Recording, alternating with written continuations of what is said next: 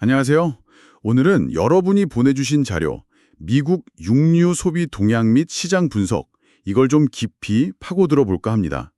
세계에서 가장 크고 또 가장 복잡한 시장 중 하나잖아요. 이 미국 육류 시장이.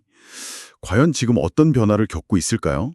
단순히 소비량이 많다, 이런 사실 너머의 이야기들을 한번 들여다볼 겁니다. 이번 탐구의 목표는요, 이 거대한 시장을 움직이는 그 복잡한 힘들을 이해하고 또 앞으로 어떤 방향으로 나아갈지 그 단서를 찾는 거예요. 생산자, 유통업자, 마케터, 그리고 물론 소비자이신 여러분 모두에게 좀 의미 있는 통찰을 드릴 수 있기를 바랍니다. 시작하기 전에 이거 흥미로운 사실 하나 있는데요. 2020년에 미국인 한 명이 평균적으로 소비한 육류가 무려 222파운드, 그러니까 약 100kg이 넘는다고 해요. 네, 정말 엄청난 양이죠? 네, 정말 엄청난 양인데 이 숫자가 전부는 아니라는 거죠. 그 이면에 어떤 변화가 숨어 있는지 지금부터 함께 파헤쳐 보겠습니다. 준비되셨나요? 시작하죠. 먼저 이 미국 육류 산업이라는 큰 그림부터 한번 그려볼까요?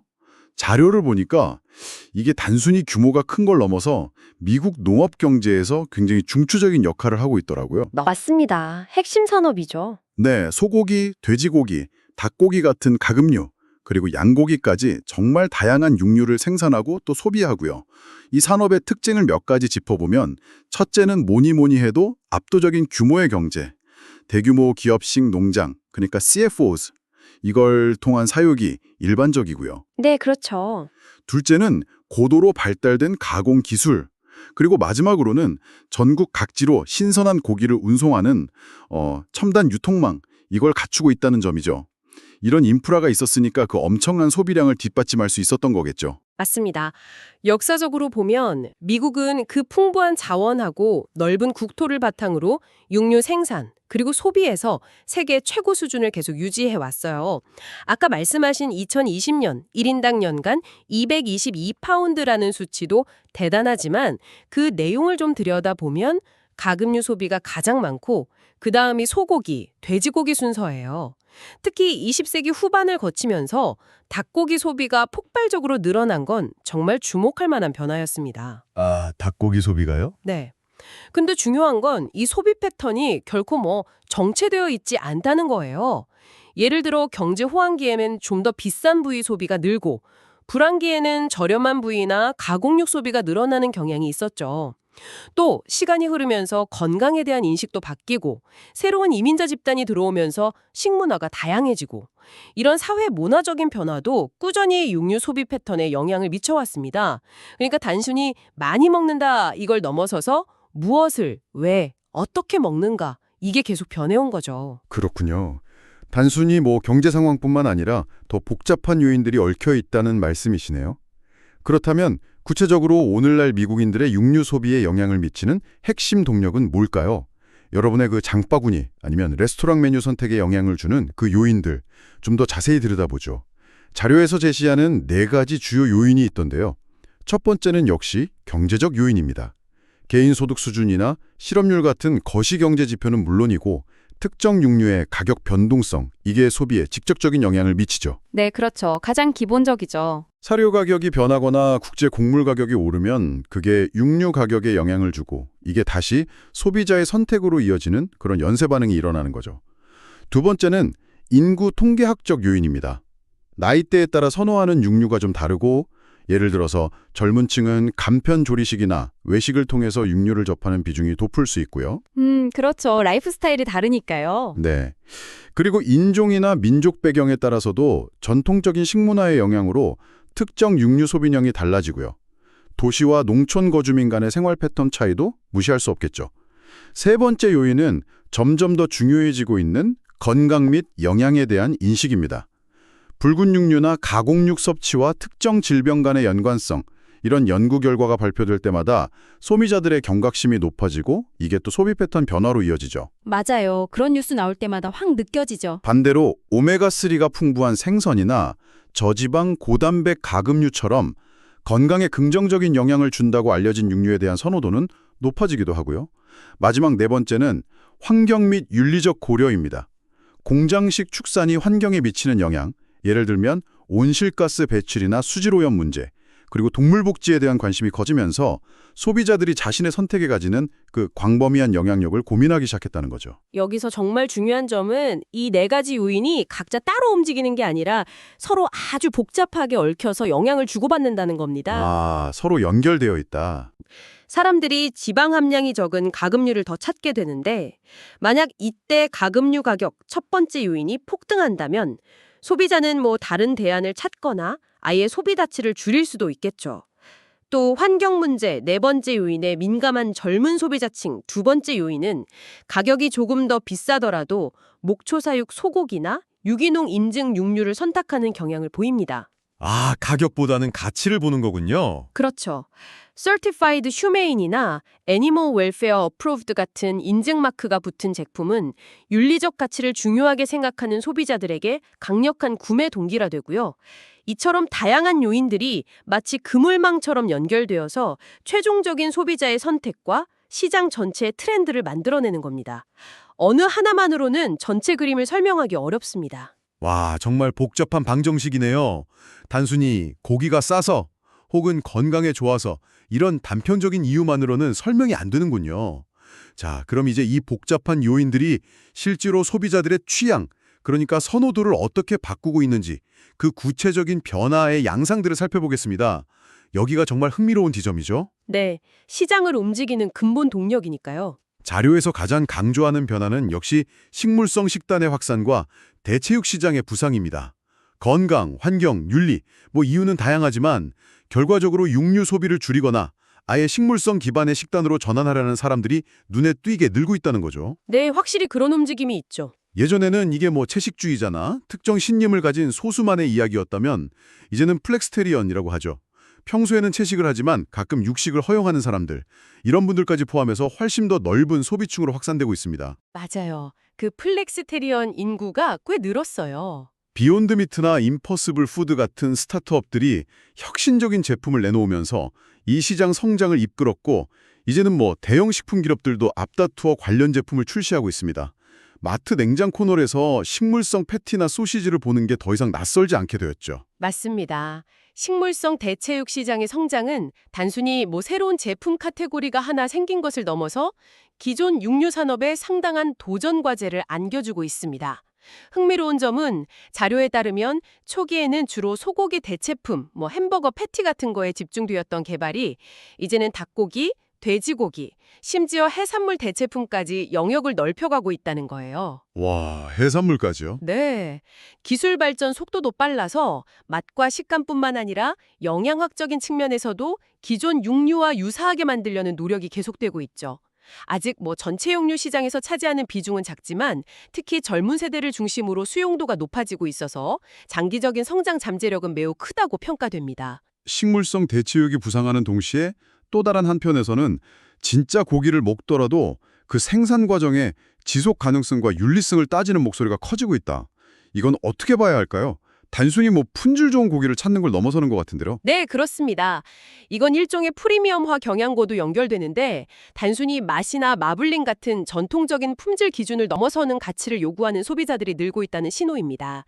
예를 들어 목초 사육 소고기는 일반 곡물 사육 소고기보다 오메가3 함량이 높고 또 환경 부담이 적다는 인식이 확산되면서 가격이 더 비싸더라도 기꺼이 지불하려는 소비층이 형성되고 있습니다. 아, 그런 소비자들이 늘고 있군요. 네. 방목, 스레르인지, 가금류나 유기농 축산물도 마찬가지고요. 단순히 어떤 동물의 고기인가를 넘어서 그 동물이 어떻게 길러졌는가, 이게 중요한 선택 기준이 된 거죠. 아까 언급된 동물복지 관련 인증 마크들은 이런 소비자들에게 신뢰를 주는 중요한 지표 역할을 하고 있고요. 물론 아직은 전체 시장에서 보면 틈새 시장이지만 성장 속도는 일반 육류 시장보다 훨씬 빠릅니다. 이건 결국 육류 생산 방식 자체에 대한 근본적인 질문을 던지고 있다고 볼 수 있습니다. 건강에 대한 관심 역시 빼놓을 수 없겠죠. 가공육 소비는 줄고 저지방이나 덜 가공된 육류를 선호하는 경향이 뚜렷해지고 있다는 분석도 있네요. 네, 특히 그 세계보건기구 WHO 산하, 국제암연구소 IARC가 가공육을 1군 발암물질로 분류한 이후에 이런 경향은 더욱 가속화되었습니다. 아, 그때 정말 충격이었죠. 네. 그래서 소세지, 베이컨, 햄 같은 가공육 소비는 꾸준히 감소 추세를 보이는 반면 닭가슴살이나 지방 함량이 적은 소고기 부위, 생선 등의 판매는 상대적으로 견조하거나 증가하는 모습을 보입니다. 린 마케팅이라고 하죠. 저지방임을 강조하는 마케팅이 활발해진 것도 이런 배경과 무관하지 않습니다.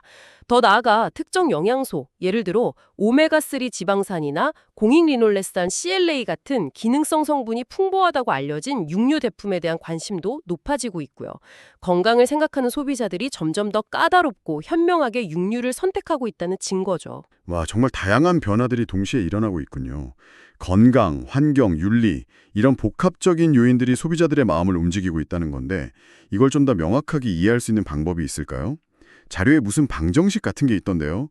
C 이퀄 알파 H 플러스 베타 E 플러스 감마 H 플러스 엡실론.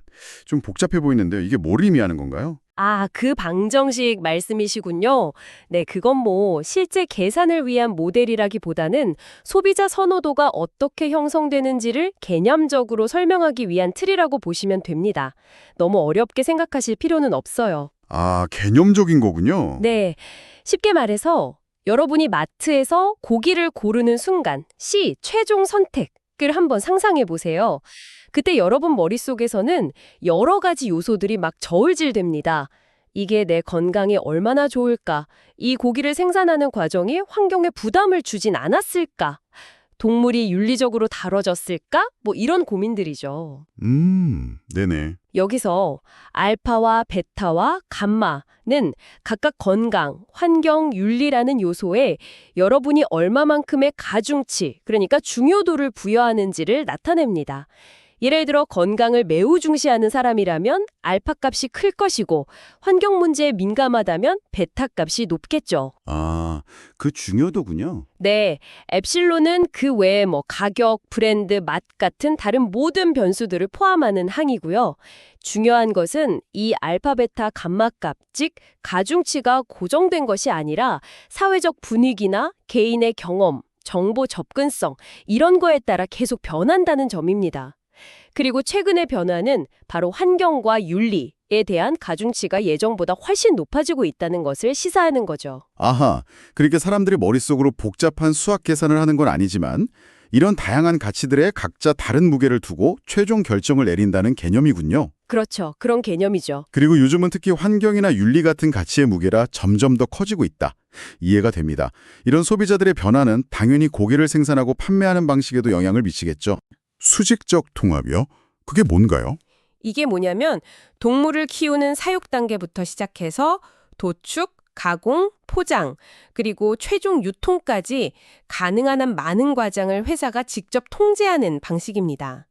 이렇게 하면 공급망 전체를 더 효율적으로 관리하고 품질 관리 수준을 높이고 또 브랜드 이미지를 일관되게 가져갈 수 있다는 장점이 있죠. 아, 처음부터 끝까지 다 관리한다? 네. 하지만 동시에 이게 시장 지배력을 강화시켜서 중소규모 농가나 가공업체에게는 좀 불리하게 작용할 수 있다는 비판도 있습니다. 유통 방식의 변화도 눈에 띄는데요. 예전에는 소비자들이 주로 동네 정육점이나 대형마트에서 고기를 샀다면 이제는 온라인으로 육류를 주문하는 것이 훨씬 보편화되었죠. 맞아요. 특히 코로나19 팬데믹 거치면서 확 늘었죠. 네. 신선식품 온라인 배송 시장이 폭발적으로 성장했잖아요. 더 나아가 생산자가 중간 유통 단계를 거치지 않고 소비자에게 직접 제품을 판매하고 배송하는 D2C, 즉 소비자 직접 판매 모델도 확산되고 있습니다. 아, 생산자 직거래 같은 거군요. 네, 소규모 농장이나 특정 브랜드들이 자체 웹사이트나 구독 서비스를 통해서 충성도 높은 고객들에게 직접 다가가는 방식이죠.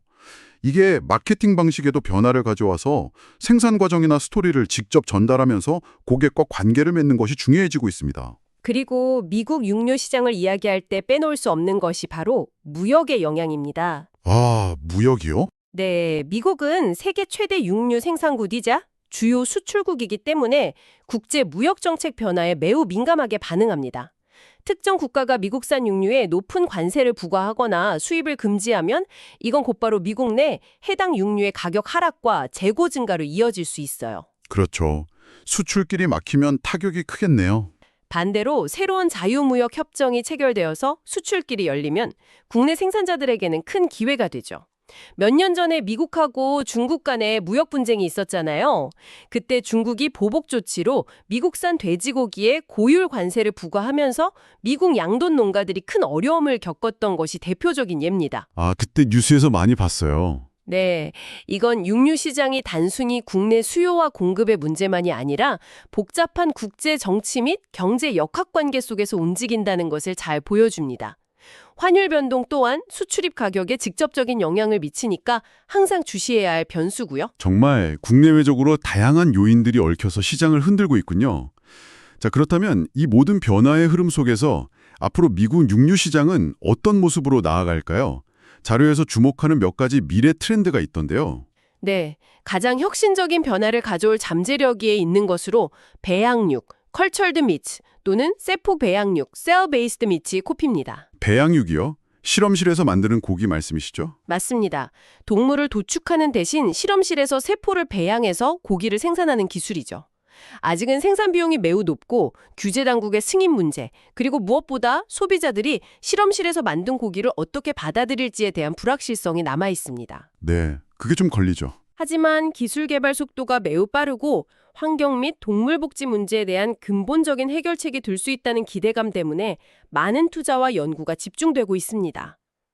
만약 대량 생산과 가격 경쟁력 확보에 성공한다면 수천 년간 이어져 온 전통적인 축산업 방식에 가히 혁명적인 변화를 가져올 수 있습니다.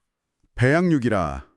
정말 공상과학 영화에서나 보던 이야기가 현실로 다가오고 있는 느낌이네요. 또 다른 중요한 트렌드는 역시 앞서 살펴본 식물성 대체육 시장의 지속적인 성장과 진화겠죠. 그렇습니다.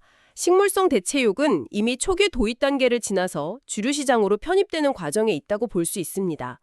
앞으로는 단순히 기존 육류를 모방하는 것을 넘어서 식물성 원료 자체의 장점을 살린 더 새롭고 다양한 형태의 제품들이 등장할 것으로 예상됩니다.